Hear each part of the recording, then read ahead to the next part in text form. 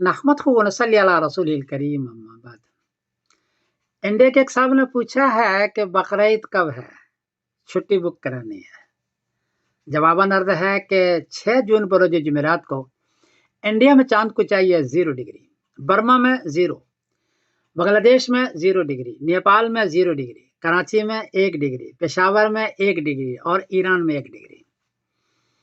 اس لیے 6 جون بروز جمعرات کو چاند نظر نہیں آئے گا۔ 7 جون بروز جمعہ کو انڈیا میں چاند کو چاہیے 12 ڈگری، برما میں 11 ڈگری، بنگلہ دیش میں 12 ڈگری، نیپال میں 12 ڈگری، کراچی میں 13 ڈگری، پشاور میں 12 ڈگری اور ایران میں 13 ڈگری۔ چونکہ 10 ڈگری سے اونچا ہے 2 ڈگری ان سارے خطوں میں، اس لیے 7 جون بروز جمعہ کو چاند نظر آئے گا۔